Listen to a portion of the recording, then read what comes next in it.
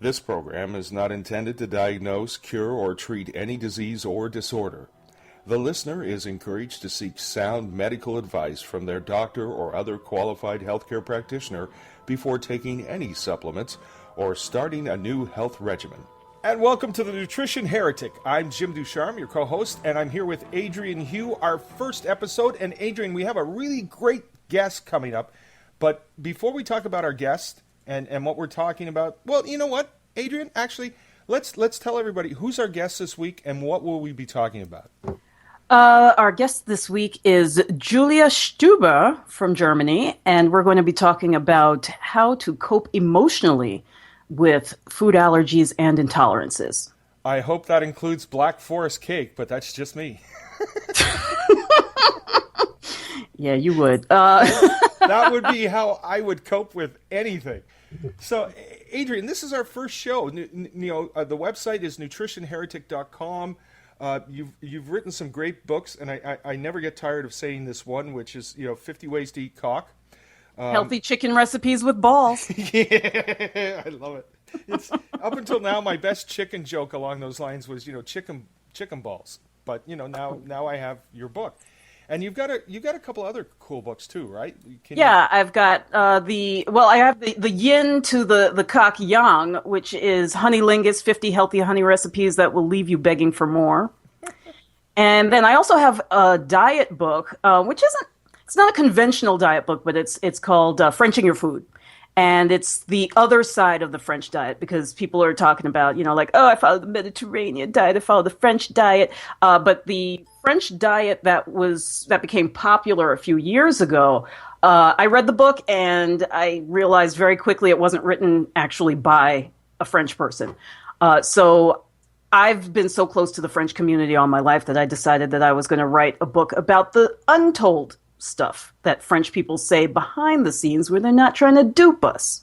You see where I'm going with this? I see where you're going with this, and no, I don't see where you're going with this. I mean, but the one book we're not going to see along those lines probably is the Belgium diet, because the Belgian diet would be waffles and chocolate and beer Geez, they're like the beer masters. I had some of the best cherry beer I've ever had in my life in Leuven, Belgium. Great. Yeah, amazing. Absolutely awesome.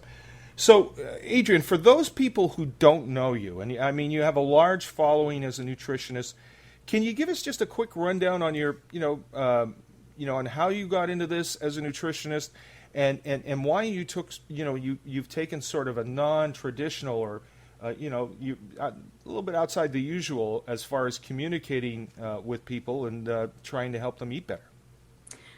Oh, man, this is, I'm going to try and do this as quickly as possible. Basically, what happened was my entire life, I had pretty much every childhood, disease, problem that you could imagine. I suffered from nosebleeds and skin irritations. And I mean, asthma when I turned 12,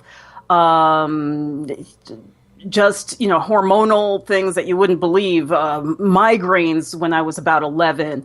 And things just kind of got worse and worse and worse. And my entire life, doctors told me that you would have to, go home with like a tiny tube of cream to take care of my skin, that was kind of like the main thing that they were worried about. They weren't worried about the fact that I had a multitude of ear infections that my sister never had and my parents had never seen. My mom was a nurse, so she made sure that, I was getting the best of healthcare as far as we knew back then.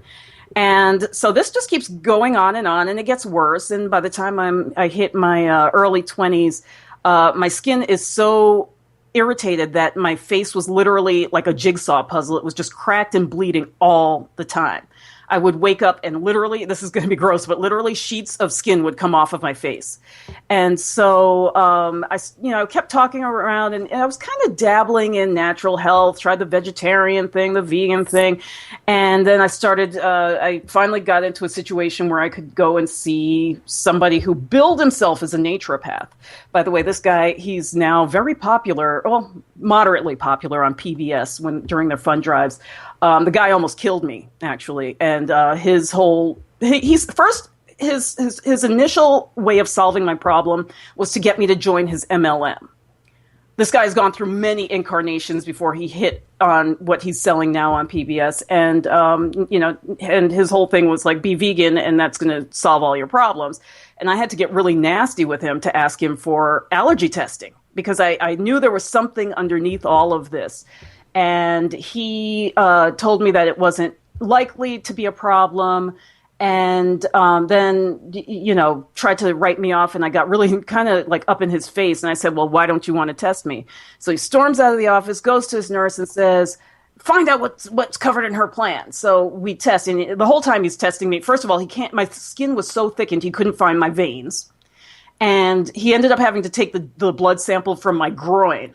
Okay, that's how inflamed my skin was. Oh. And he says to as he's drawing the blood, he's like, well, we're not going to find anything because we hardly ever do. And I'm like, well, if you're selling everybody your MLM, you're not testing anyone. So how can you say you're not finding this? So anyway, he tests me for 30 foods. I proved to be allergic to like 27 of them. And then moving on from there, I never deal with him again, actually, after that. He doesn't see me. He doesn't do anything until I think at the very end, he called me after like 3 rounds of this. He calls me and says, just stay away from they tested on a scale of 1 to 5.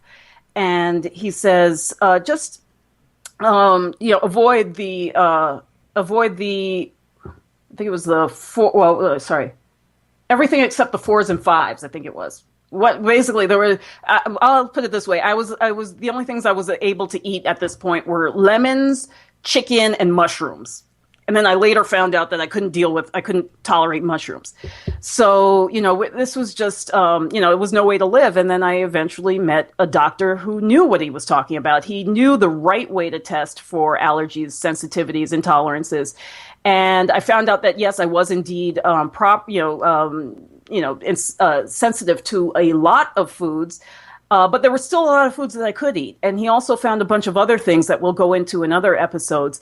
But where this all leads to is that over the years, partially because of this experience, but also because of my following experience, becoming a nutritionist to help other people dealing with similar things, is that there's no one straight line that you can draw when it comes to nutrition.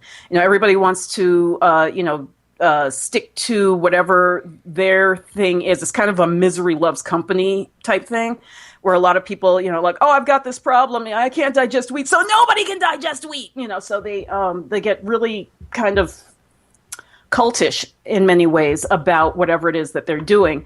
But there's usually a much deeper issue and a slightly more complex issue that people are dealing with. And so, this is why some people, I have 2 monikers that people call me, the nutrition heretic and the Pope of Health.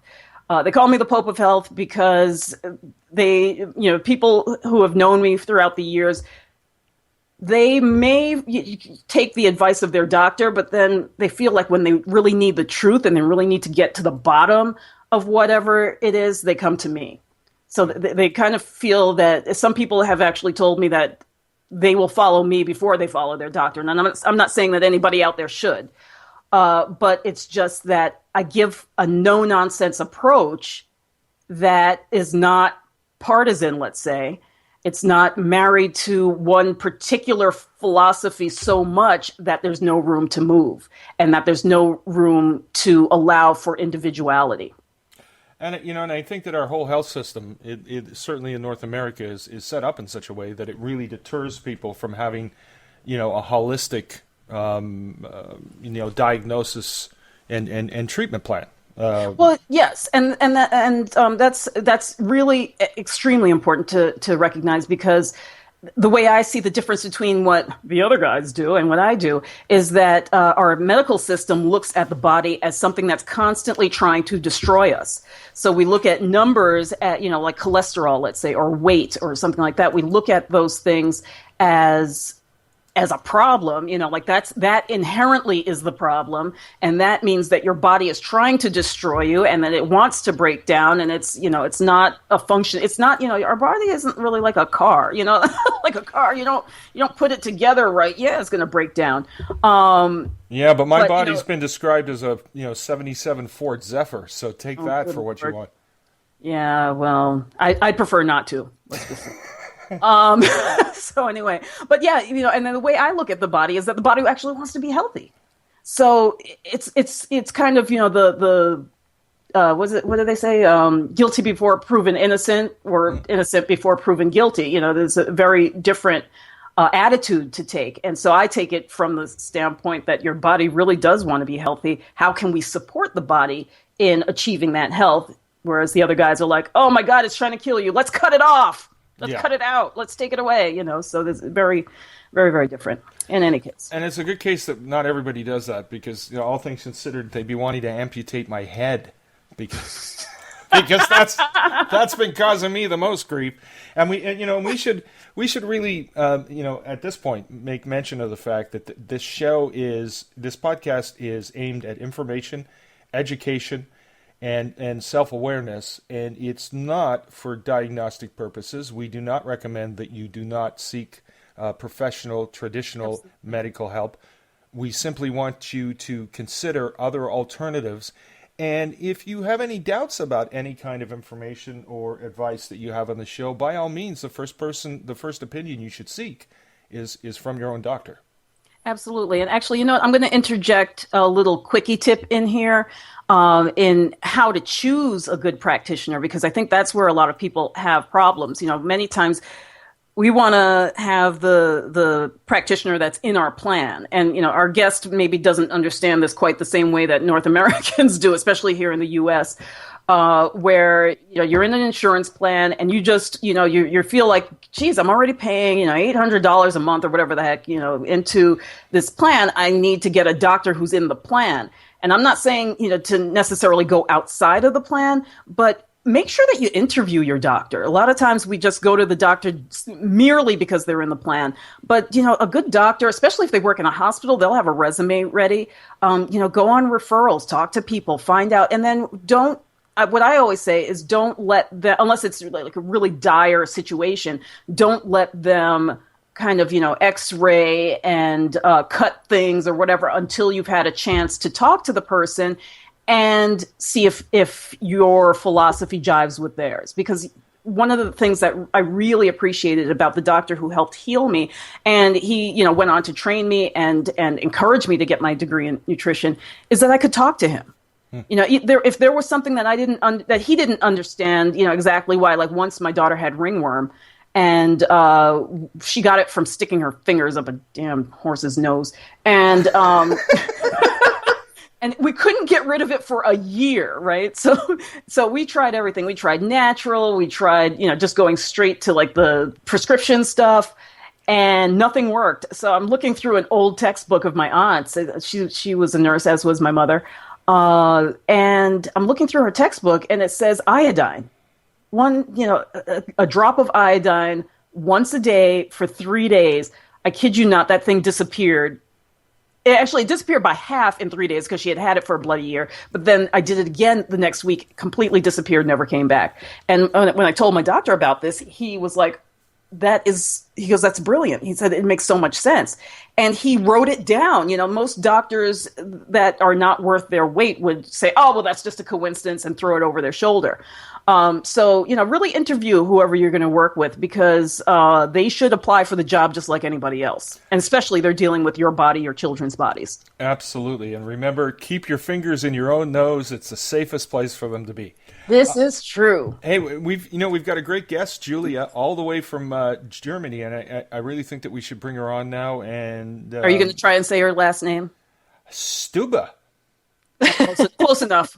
Clearly, as long as Julia agrees. Yeah, that's right. I got the Julia part right. I mean, look, I'm Canadian, eh? It's we have enough trouble, pronouncing our own last names, let alone other people's. So, welcome to Nutrition Heretic Podcast, Julia. We're happy to have you here. Well, thanks for having me. I wanted to introduce Julia for her course. Her course is, I did mention it sort of before, but I didn't mention that it's an actual course that she has on Udemy, which is Udemy. And we'll have a link on the Nutrition Heretic website to it.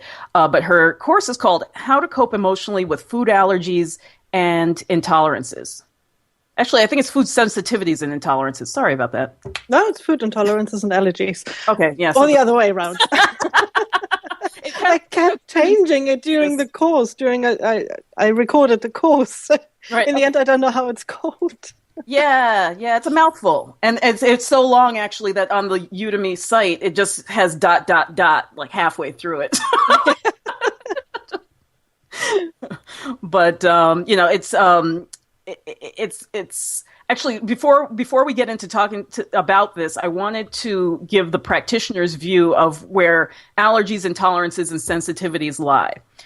First of all, there is an umbrella of allergies. So, there's some people, and it's kind of funny because it's typically people who aren't practitioners who will quibble over the terminology. They'll say, oh, well, that's not really an allergy, that's a sensitivity, and to us, or at least back in my day, we didn't really make that huge of a distinction, because if it was something, we usually talk about things under the umbrella of allergy. So, very strictly speaking, allergies would be more of the what we think of when we think of like anaphylactic shock, somebody who eats peanuts and can't breathe all of a sudden, that type of thing.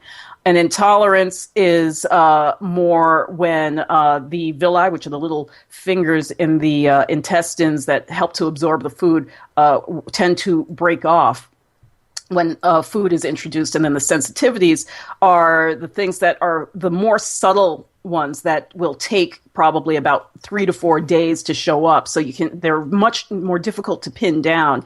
And so, they're, in the end, whether you have any of the three, you probably should avoid those foods, at least for a time, particularly with the anaphylactic type allergies. But I just wanted to kind of draw a little attention to that. So we're going to, we may be using some of those terms a little bit interchangeably during this conversation. So that said, Julie, I wanted to ask you, how did you first find out that you had intolerances and sensitivities? What was the aha moment that you had? Well, allergies run in my family. I grew up with my mom being allergic to a million things, I think. And I started having allergies in my teenagers. Okay. So when I was 15, I realized I'm allergic to mushrooms. So there you are. Yeah. But the first one I discovered was the lactose intolerance, I think 6 years ago. We went up to the Lorelei, which is a lovely spot here in Germany, and we had a Black Forest cake. So there you are, Jim, your Black Forest cake in this podcast. And a Black Forest cake mainly consists of cream, lots and lots of cream and chocolate. So there's a ridiculous amount of lactose in it. And we went down the hill. We didn't take the bus. And all the way down, I was cramping. I had flatulence, and I thought I'm just going to explode. And that was the moment I realized, okay, there's something terribly wrong. So I went to the doctor, made the test, and it was clear I'm lactose intolerant. Yeah, that was the start of everything. A few years later, after I gave birth to my child, I didn't get really healthy after a horrible pregnancy. So I thought that there must be something wrong. And I had a heartburn, and no pills, nothing helped. Right. And then my doctor said, well, okay, we'll have a look into the stomach. And my mom was diagnosed with celiac disease 10 years before. So the gastroenterologist, is that the right? Yeah. Mm-hmm. He looked deep into the small intestines, and it was clear I've got celiac disease. So yeah, that's when everything went wrong. Right.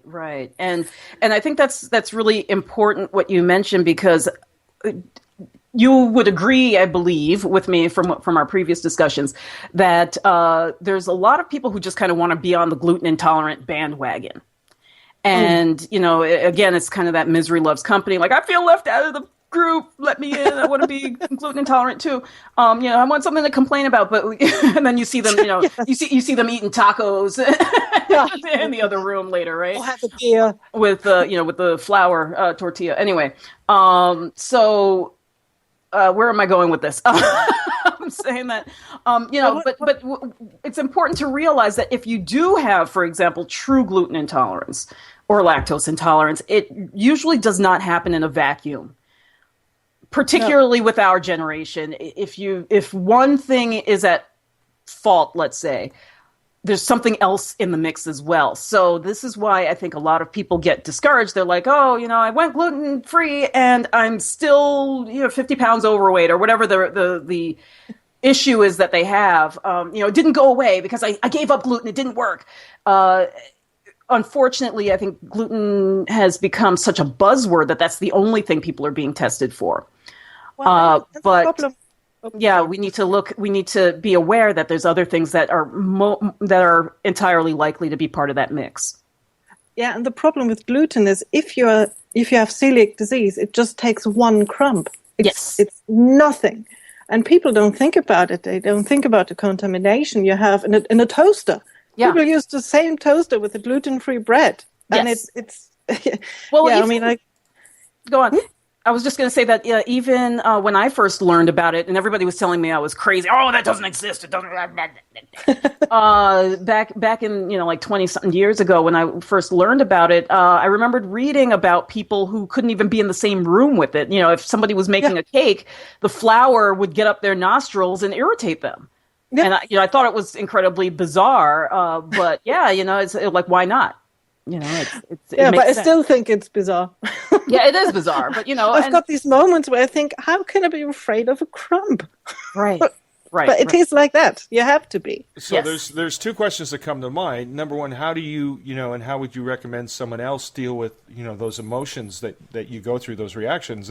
And just as importantly, how do you deal with, the reactions and responses from other people who may not take the situation all that seriously? Yeah, well, they're just fools. So, okay, next. Okay. Sorry. This is Julia's show.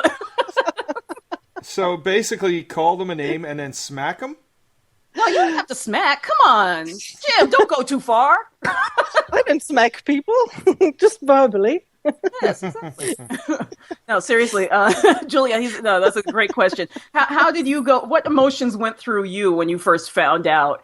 And then, how would you suggest other people deal with emotions? Well, there are different emotions running through each person. It differs really. For me, it was with the lactose intolerance, I was relieved when I got the diagnosis, because I always thought there's something wrong with me, and I'm making this up. I mean, I drink milk and I feel ill. This can't be real. But then I had it black on white, so I was ill, there was something wrong with me, and I was just relieved. I could go on from there. Mm-hmm. With the celiac disease, it was pretty much the same, although I was really scared because I knew from my mom what that would mean for the rest of my life. I actually called her 5 minutes after I got out of the dog's office and was like, yeah, thanks, Mom. Hell of a legacy, Mom. Yeah, thanks for the genes. Yeah. I was really angry at her. Never miss that opportunity to return the guilt to the parents. I mean, when you have that chance, take it. Oh, I did it. She was like, oh, sorry. And then she laughed. Oh, yes, she did, of course. Well, my husband was with me, and we started discussing how we have to deal with it on a very logical level. Mm-hmm. And I think that prevented me from really cracking down, because we were like, oh yeah, we have to get a new toaster. We could try this and this recipe. We could change this recipe. And the whole emotions came back later, like 2 or 3 days later. And I thought, I'm in the wrong movie. Right, exactly. This can't be real. And I have this little I'm in the wrong movie moment still after, nearly 3 years of the diagnosis. But I'm okay with that. I just, I'm a fan of mindfulness. And I'm aware of the feeling, and I say, it's okay. I mean, dealing with a crumbphobia. Right. How long did it take you to segue into this new lifestyle? Like, from when you found out, let's say it was on Tuesday, was it Tuesday night that you stopped eating it, or did you just have like one big like pizza party and then and a Black Forest cake? More Black Forest cake for this girl.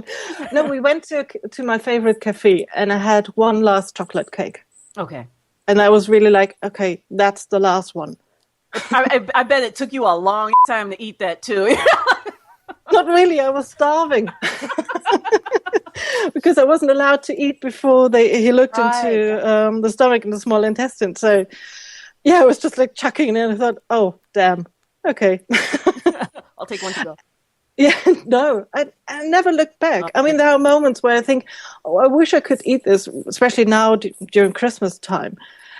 But it was never an option for me. Right. Because I had 3 gluten accidents. Ooh. And I was ill for 4 weeks. Ouch. Yeah, it can set you back. Some people said it sets them back like 6 months. Yeah. I've heard of those cases. It's terrible. Could you give me an example of one time where you just had like an accident, something that snuck in, and you were totally, just to give people an idea of how insidious this is. Oh yeah, I had a package of sprouts. There were soya sprouts, something else, no wheat in there, and there was nothing written on there may contain wheat or anything. Right.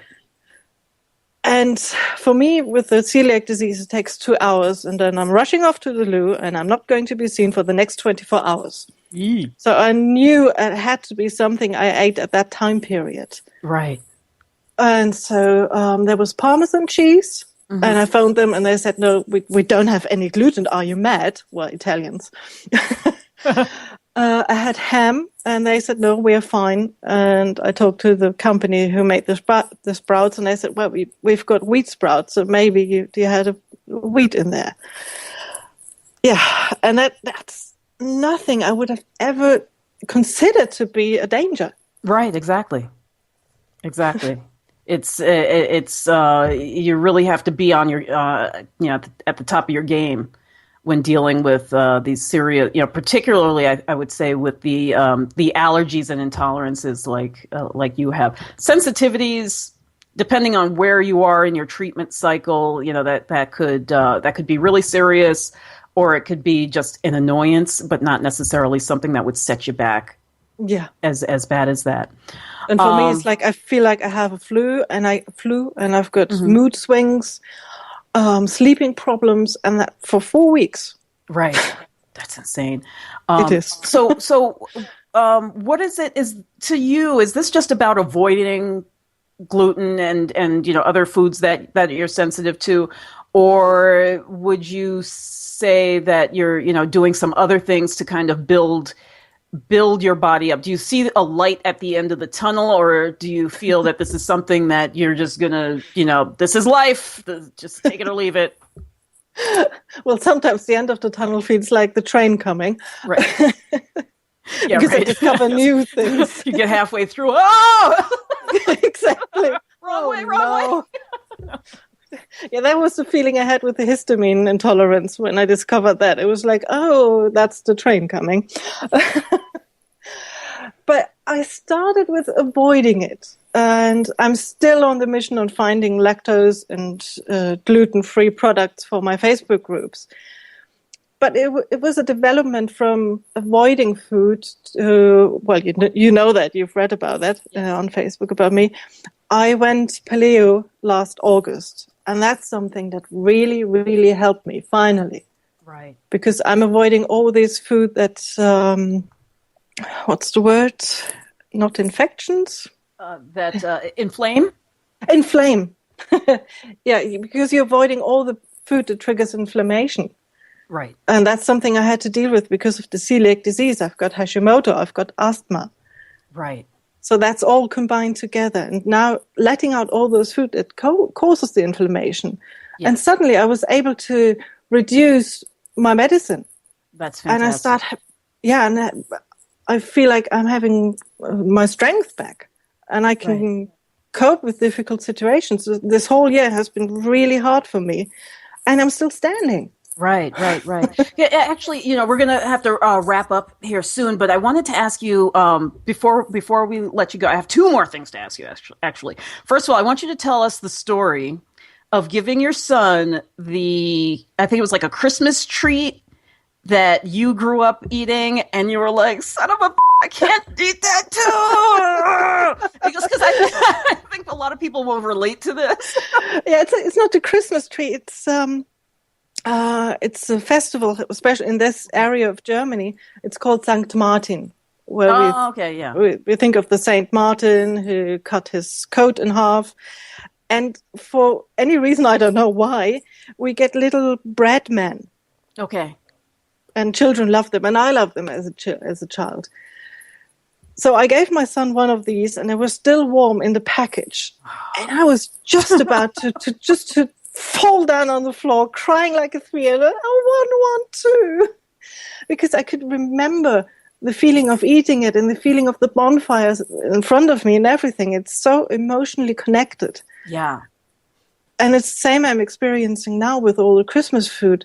All the food I'm emotionally connected to is really hard for me to even look at it. Right. Because I know I won't eat it again. Right. I don't want to eat it, but it's just the emotions coming up. Absolutely. Absolutely. And that's what your course helps people to move through using these mindful techniques to kind of move past that, to get through it and kind of have a system in place, right? So that you know what is coming up and you know how to cope. Yes, exactly. Because I didn't find anything on the internet that will help people with that. I mean, nobody is helping them. Yeah, there's masses of information about what to eat and what not to eat. But how do you deal with not being able to eat a gingerbread man? Right. Especially when once it was kind of just second nature, you didn't even think about it twice. Yeah. And now you realize, okay, this is, maybe it's not life and death, but you will feel like death, or you will ask for death if you have to. Well, and if I do it for the next 4 weeks, so and if I do it too often, especially with the celiac disease, it's a straight way to bowel cancer. Yes. Oh, absolutely, absolutely. So just before I let you go, do you have one quickie tip that you can give to listeners about dealing with, maybe a little snippet from your course as we go into the holidays, what people can do to cope? Well, especially during the holidays, if you go to a family dinner, talk to your family. And if you go to a large family dinner where there are people you haven't seen for ages, just prepare something from the marketing area. What's the word? It's too late for me. Yeah, folks, it's almost 11 o'clock in Germany, so just bear with Julia. I'm sorry. Prepare an elevator pitch. Yes. Because in marketing speeches, it's something like you're going into an elevator and you tell during the ride what products you're offering. Right. And do the same with your intolerances and allergies. Right. So you have a really short explanation of what's wrong with you. Right. And that will happen. Otherwise, just talk to your family, offer to prepare food on your own.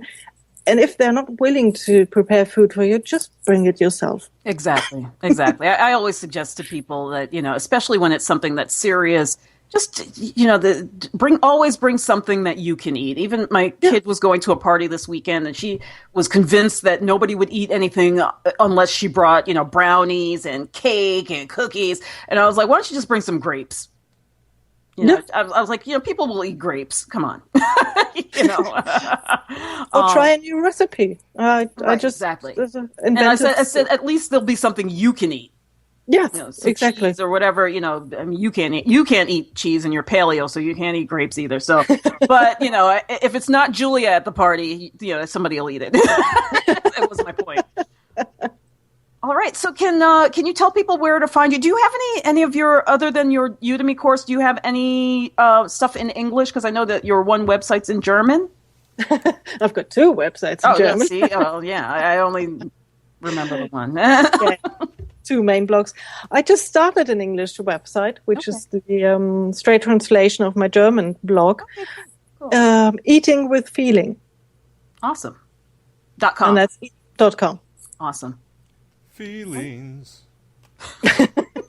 I'm sorry. Morris Albert. Wenn der wieder frech wird, dann rede ich hier nur noch auf Deutsch, okay? There you go. See, I told you, Jim. Yes. I don't even know what she just said. Neither do I, but that doesn't matter. In any case, thank you so much for talking with us, Julia. Well, thank you for having me on the show. It was great. Awesome. And be sure to visit nutritionheretic.com. You'll get links to Julia's stuff online. And anything else you have to say, Mr. Jim? I don't, except what you just said, and thanks for joining us. If you do have any suggestions or you would like to be a guest for the show, please, by all means, reach out to Adrian through the website, nutritionheretic.com. We'd love to hear from you. Yeah, and if you have questions that you would like me to answer on air, please also be sure to visit adrianhugh.com/help desk and drop your questions there. There you go. Thanks for joining us. We'll catch you next week on the Nutrition Heretic Podcast.